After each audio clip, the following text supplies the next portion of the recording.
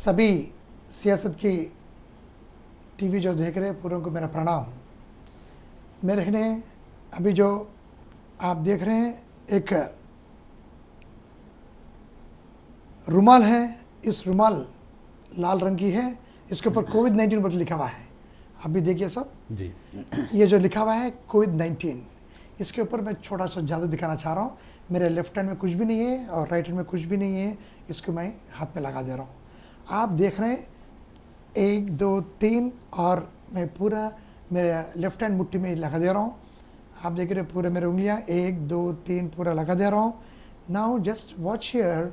आप इसमें मेरा हैंड राइट हैंड में कुछ भी नहीं है।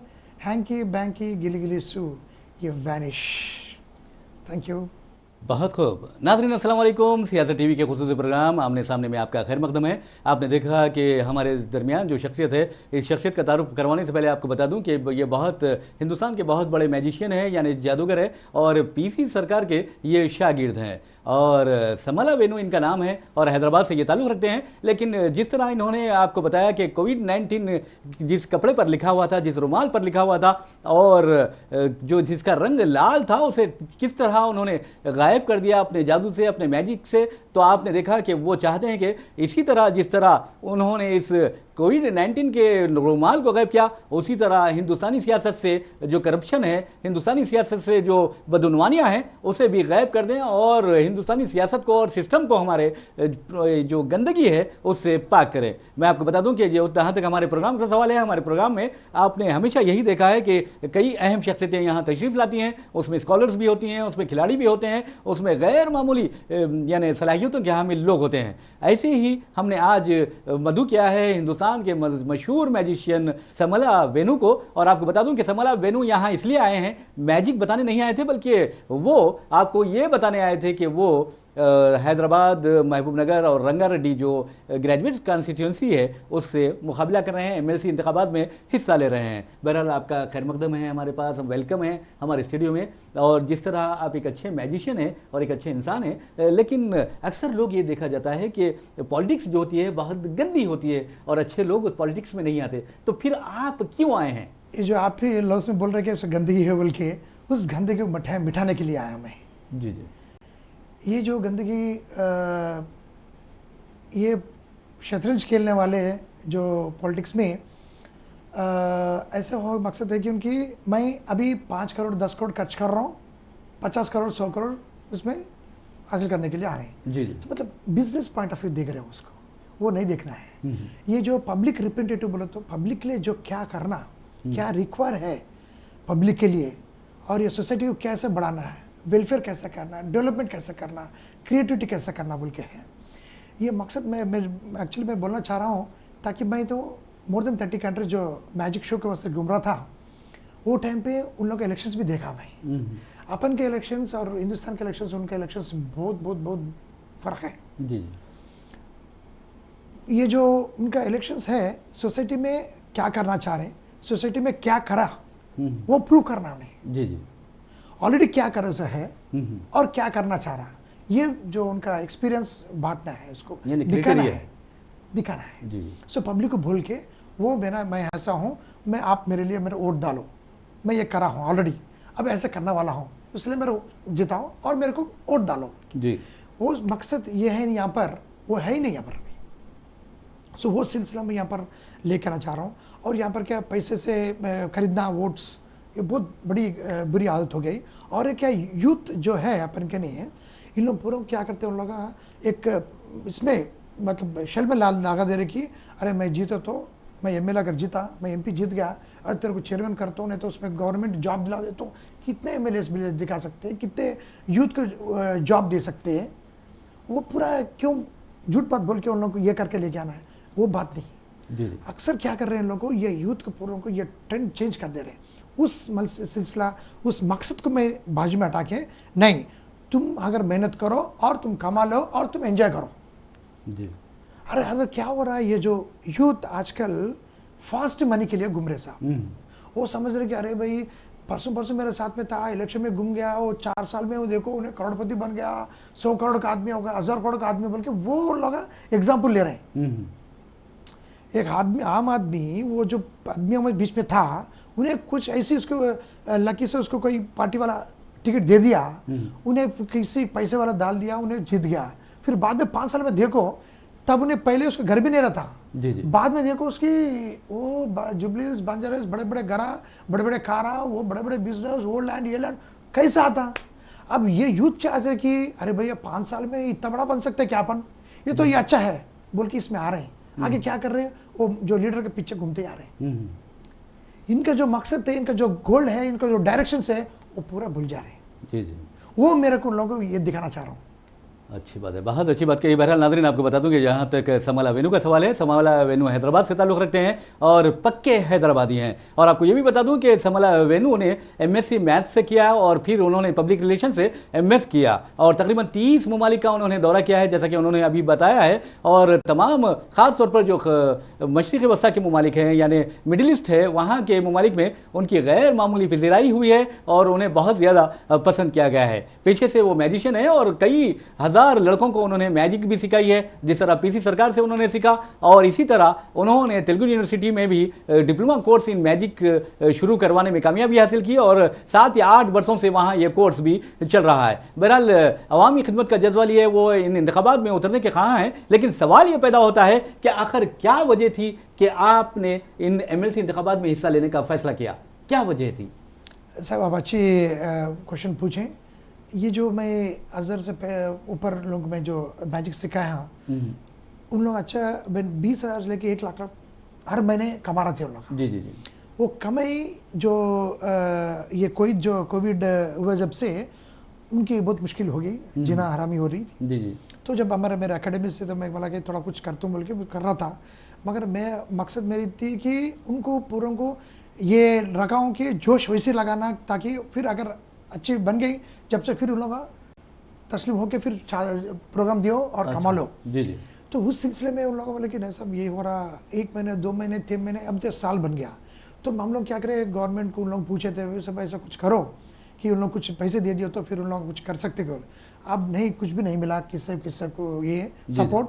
तो क्या बोले साहब, अगर आप ये मकलबे में आ जाओ, काउंसिल में बैठ के हमारा आवाज़ सुनाओ, तभी ठीक होंगी। तो एक जादूगर ने, एक कलाकार, एक यूथ जाके मेरे लिए उन लोग एनरोलमेंट पब्लिसिटी करके एनरोलमेंट लेके आए। वो एनरोलमेंट दे के बाद में परसों इमीडिएटली मैं क्या करा, नो अभी तो मैं करता हूँ, अभी मैं मुकाबले में आया। सो अब तक ये 4 महीने पूरे उन लोग बहुत मेहनत करे और अच्छा तरह के उन लोग एनरोलमेंट्स करके लेके आए। सो है उस सिलसिले में मेरे को भी जोश आया, चलो मैं भी करता हूँ। और काउंसिल में जाके ये जो मैं स्किल यूनिवर्सिटी में जो लड़के वहाँ पर को जो कोर्स चालू किया था, वो कोर्स ने आजकल पूरे क्वालिफाइड मैजिशियंस बन गए। सो है वो और लार्ज कर सकता हूँ मैं, लेकिन स्किल यूनिवर्सिटी कर सकता हूँ। जी। अच्छा, जैसा कि आपने स्किल यूनिवर्सिटीज़ की बात की है, तो आपका ये भी डिमांड है कि सारे हिंदुस्तान में स्किल यूनिवर्सिटीज़ कायम की जाए, तो आखिर आप इसमें कामयाब रहेंगे अपने मुतालिबात को मनवाने में? इंशाल्लाह मैं तो करना चाह रहा हूँ कि उसके पीछे, और मैं अंदर रह के उसके लड़के मैं यूनिवर्सिटी लाने के लिए कोशिश करता हूँ। ये जो मुल्क में अभी जो चल रहा है, so education and health is really going very bad now. So ये जो एजुकेशन है उसके लिए एक मिनिस्टर प्रोफेसर रहना चाहिए, ताकि उसको उनको मालूम है, एक प्रोफेसर को मालूम है कि स्टूडेंट क्या चाह रहा है, ये एजुकेशन कैसे एजुकेशन रहना चाहिए, ये स्किल ओरिएंटेड एजुकेशन रहना चाहिए। और जब जमाना दुनिया चले गया, वो जब भी वही किताब चल रहा, वही सिलेबस चल रहा, ये अभी क्या बुकिश नॉलेज नहीं, प्रैक्टिकल नॉलेज चाहिए। आप यकीन नहीं करेंगे, मैं इतने कंट्रीज में देख रहा हूँ कि 5th क्लास या 6th क्लास पढ़ता, वो पूरा शरीर का जो भी एक मस्कल का उसका एक्सप्लेन कर रहा हूँ। अपन के जो MBBS को आता ना, जब वो मालूम होता कि उसको क्या है, हार्ट का क्या है, उसका क्या नर्व है, क्या है बोल के। मगर जो बच्चे पढ़ रहे स्कूल में, जो प्रैक्टिकल नॉलेज जो है उनके ने, वो इम्पोर्टेंट है, वही ताकि मार्केट में जा सकता है और इंटरनेशनल स्टैंडर्ड में बन सकता हूँ। एक बात सवाल पैदा होता है, जैसा कि आपने कहा कि इनरोलमेंट की बात आपने की है, लेकिन आप देखेंगे कि 8 तारीख तक आखिरी तारीख कहा गया इनरोलमेंट के लिए, ग्रेजुएट्स के लिए, लेकिन आप क्या समझते हैं कि अभी भी इनरोलमेंट जारी है? यस साहब, अब खुशी खबर ये है कि जो ग्रेजुएट्स रखे हैदराबाद और रंगारेड्डी और महबूबनगर के जो मुल्क के जो सिटीजन्स है, उन लोगों को और एक मौका दिया गया,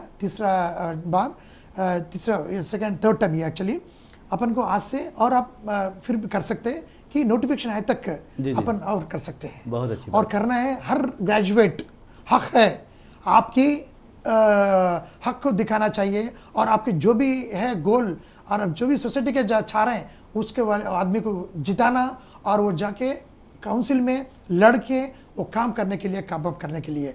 अब तक जो भी गैस है उन लोगों को पूछना क्या हुआ बोल के, क्या करे बोल के। मगर अभी तो मैं ऑलरेडी मैं जो फील्ड में कर रहा हूँ स्किल डेवलपमेंट के लिए, जो मैं मेरा जादू का जो मैं आजकल हूँ 40 साल से, उसका जो मैं किया था यूनिवर्सिटी में कोर्स, और आजकल बाहर निकल के उन लोग जो कमा रहे हैं, ऐसे स्किल यूनिवर्सिटी में भी स्किल का ताल्लुक की कोर्स रह के वो बाहर निकलते ही वो इमीडिएटली स्टार्ट कर लेता और अर्निंग कर लेता, ताकि वो ड्रग्स के लिए, नहीं तो फिर चोरी करने के लिए, नहीं तो फास्ट मनी के लिए पीछे यूथ रह के कुछ ना कुछ करते जा रहे हैं उन लोग का, बिकॉज उनकी कुछ भी डायरेक्शन नहीं है। जी जी। गवर्नमेंट की रिस्पॉन्सिबल है कि यूथ के लिए, जब more than 50% of youth is there sir अपने कंट्री में, उनके लिए गवर्नमेंट का जो रिस्पॉन्सिबल है कि उन लोग एक डायरेक्शन से लेके जाना है जी। वो डायरेक्शन नहीं मिल रहा उनको। एक यूथ हब रहना चाहिए, नॉलेज हब रहना चाहिए, बिल्कुल नॉलेज काउंसिल्स रहना चाहिए उन लोगों को, जो काउंसिल के लिए जाके वो बोलते कि साहब मैं 10th क्लास पास होगा, मगर मैं क्या करना चाह रहा हूँ कुछ भी समझ में नहीं आ रहा मेरे को। वो जो काउंसिल हब रहे तो वो जाके बोलेगा, एक गाइड रहेगा वहाँ पर, पूछेगा साहब मैं तो 10th क्लास में इतने मार्क्स आया मेरे को, मैथ्स में कितना है, साइंस में कितना है, दूसरे सब्जेक्ट में कितना है तुम्हारे को, वो देख लेके वो बोलेगा कि आपको मैथ्स में ज़्यादा है और आप मैथ्स रूट में जाओ, इंजीनियर बनो, नहीं तो MSc मैथ्स करो और लेक्चरर बन जाओ, और साइंस में अच्छा है तुम साइंटिस्ट बन जाओ, और साइंस में और कुछ करो, नहीं तो MBBS पढ़ो। ऐसा जो गाइड करने वाले नहीं है साहब उन लोगों को। बहुत अच्छी बात कही है, बस बहुत अच्छी बात कही, बहुत अच्छी बात आपने बताई है। वो काउंसिल सेंटर रहना चाहिए। जी बिल्कुल, काउंसिल यानी जो सेंटर से, जो हब्स इन्होंने बताया है, अगर हिंदुस्तान में इस तरह के हब्स कायम हो जाते हैं, इस तरह के मराकिज़ कायम हो जाते हैं, तो मैं समझता हूँ कि हिंदुस्तान में एक नया इनकलाब बरपा होगा। और नाज़रीन आपको बता दूँ कि जहाँ तक हिंदुस्तान की आबादी का सवाल है, हिंदुस्तान की आबादी और हिंदुस्तान की खुशकिस्मती ये है कि यहाँ हमारी आबादी जवानों पर मुश्तमिल है, नौजवानों पर मुश्तमिल है, और नौजवान जिस कौम के सेहतमंद होते हैं, नौजवान जिस कौम के सेहतमंद के साथ साथ तालीम याफ्ता होते हैं, तो वो कौम तरक्की करती है। और वैसे भी जिस तरह के समला बेनू ने कहा है कि नेशनल वोटर्स डे के मौके पर ये खुशखबरी उन्होंने सुनाई है कि ग्रेजुएट जिन्होंने अब तक अपने नामों का इंदराज नहीं किया है MLC इंतखाबात के लिए, वो अभी भी अपने नाम दर्ज करवा सकते हैं, और अपने पसंद के उम्मीदवार को, ऐसे उम्मीदवार को जो आपकी खिदमत कर सकता है, जो आपकी सही तौर पर नुमाइंदगी कर सकता है, उसे अपना वोट देकर उसे कामयाब बना सकते हैं। बहरहाल समला बेनू साहब, आपसे एक और सवाल है कि आप जब मुकाबले में उतर ही पड़े हैं और आज़ाद उम्मीदवार की हैसियत से, तो आपका मुकाबला किससे है?